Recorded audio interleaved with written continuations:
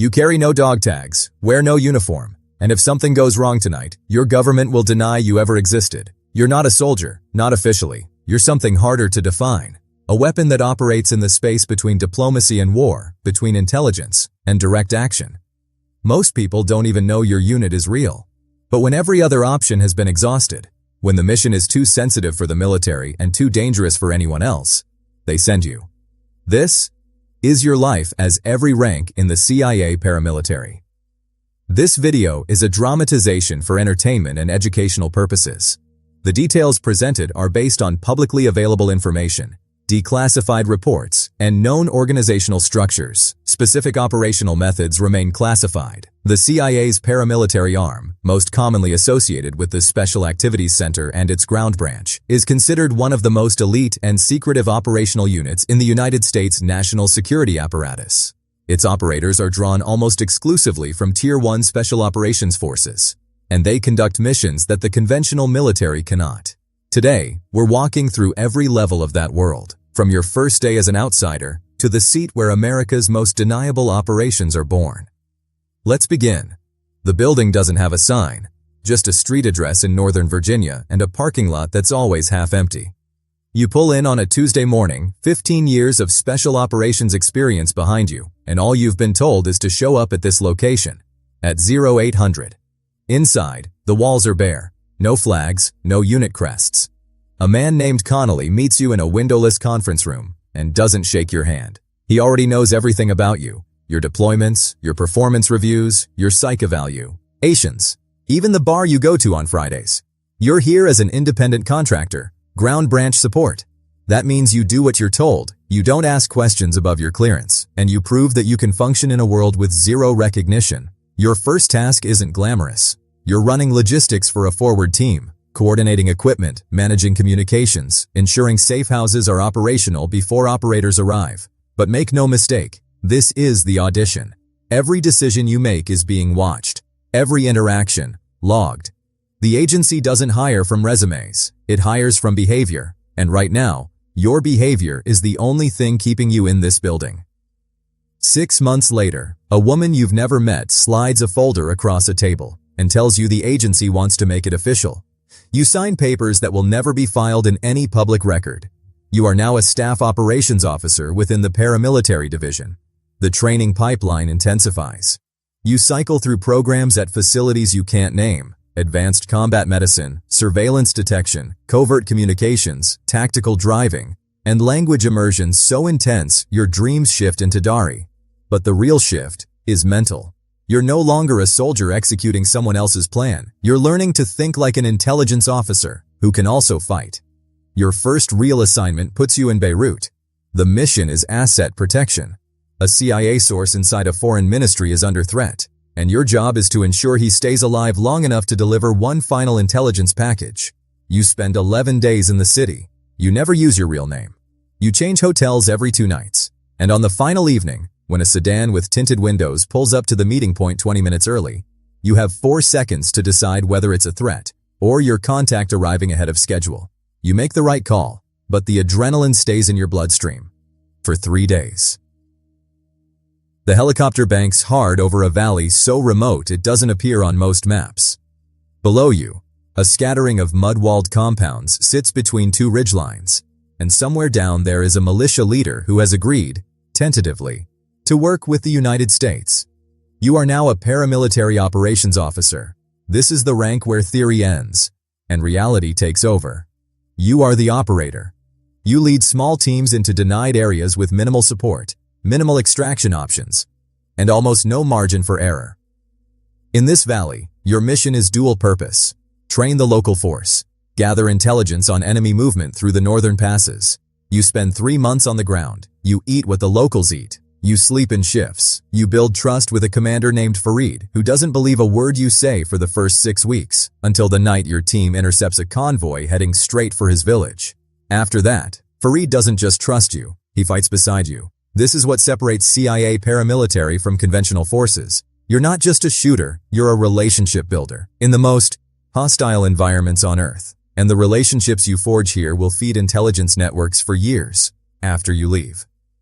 You've been doing this long enough that the sound of a rifle bolt doesn't make you flinch anymore. It's the silence afterward that keeps you sharp. As a senior paramilitary operations officer, you've crossed into a different tier. You're no longer executing single missions. You're designing and leading complex multi-phase operations, multiple teams, foreign partner forces, and objectives that shift based on real-time intelligence. In a port city along the East African coast, you're running a counter-network operation targeting a logistics chain funneling weapons to a designated terrorist organization. You have 3 two-man teams embedded in the city, a signals intelligence feed from the National Security Agency, and a local asset named Yusuf who works the docks. For 5 weeks, you map the network node by node. You don't move until the picture is complete. And when you do move, the operation unfolds in under 90 minutes. Coordinated actions on 3 locations simultaneously, 0 civilian casualties, and enough seized material to dismantle the pipeline for 18 months. Back at the embassy, no one mentions it. There is no press conference, no medal ceremony. The ambassador doesn't even know the full scope of what happened. That's the job.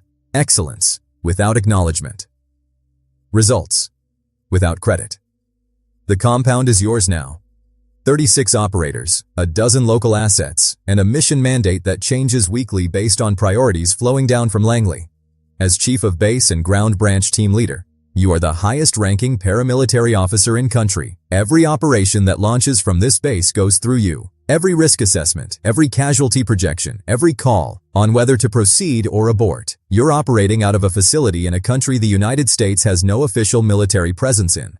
The nearest conventional support, 400 miles away. If something goes catastrophically wrong, there is no quick reaction force coming over the hill. It's you and your people. Period. The isolation is real. You haven't spoken to your family in 3 weeks because even the encrypted satellite phone feels like a risk this close to a hostile signals environment. One of your operators, a former Delta sergeant named Reeves, comes to you at 0300 because he's picked up chatter suggesting a compromise in your local network. You spend the next 6 hours dismantling and rebuilding your entire asset chain. No sleep, no hesitation. This is command, at the edge of the map, where every decision you make echoes in ways you may never fully see. You haven't touched the ground in 14 months, but your fingerprints are on every operation running across 2 continents. As Deputy Chief of the Special Activities Center, you've moved from the field to the strategic level, and the weight is different here. Heavier, in some ways. You sit in rooms where operations are approved or denied based on legal authorities, diplomatic risk, and political contours, sequence. The scenarios you evaluate don't involve just your team anymore. They involve entire regions. A single mission you greenlight could stabilize a province or destabilize a government. On a Thursday afternoon, you brief a deputy director on 3 proposed operations. One involves embedding a 4-man team inside a country that has not granted permission. One involves a joint action with a foreign intelligence service whose reliability is questionable. And one is a time-sensitive opportunity to neutralize a threat that has been on the target list for over 2 years. You present the risks cleanly, without advocacy. The decision isn't yours, but the analysis is, and the quality of that analysis will determine whether operators come home. You carry that every single day. The field was dangerous, but at least you controlled your own fate. Here, you control the fate of others, and that is a different kind of burden entirely. There's a chair on the 7th floor of Langley that very few people in the world even know exists. It doesn't have a nameplate. It doesn't appear in any organizational chart released to the public. But the person who sits in it oversees every covert paramilitary operation the United States of America conducts anywhere on Earth. You are now the director of the Special Activities Center. You report directly to the Deputy Director of Operations, and in certain cases, brief the Director of the CIA personally.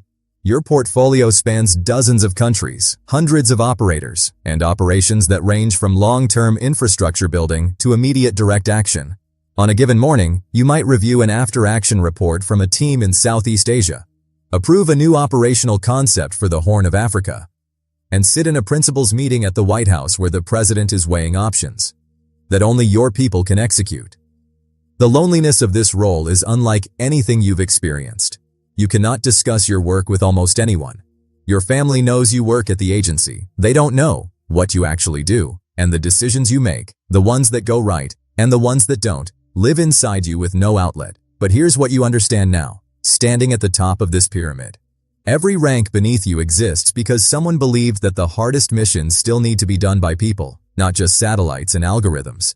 And you are the person who makes sure those people are trained, equipped, supported, and when it matters most, brought home. You started in a room with no name on the door, and you ended in one with no name on the record. From contractor to director, from a parking lot in Virginia to the 7th floor of Langley. Along the way, you operated in cities that smelled like diesel and dust, in valleys where the stars were the only light for miles, in briefing rooms where a single sentence could change the course of a conflict. You gave up recognition. You gave up a normal life. You gave up the ability to ever fully explain what you've done to the people you love, and you did it because someone had to, because the mission's worse. Real. The threats were real. And the people depending on those missions, whether they knew it or not, were real. That is the life of every rank in the CIA paramilitary. Not glory, not fame, purpose. If this deep dive resonated with you, subscribe for more explorations into elite military and intelligence ranks. Next, we're uncovering every rank inside the British SAS and what it takes to earn the winged dagger.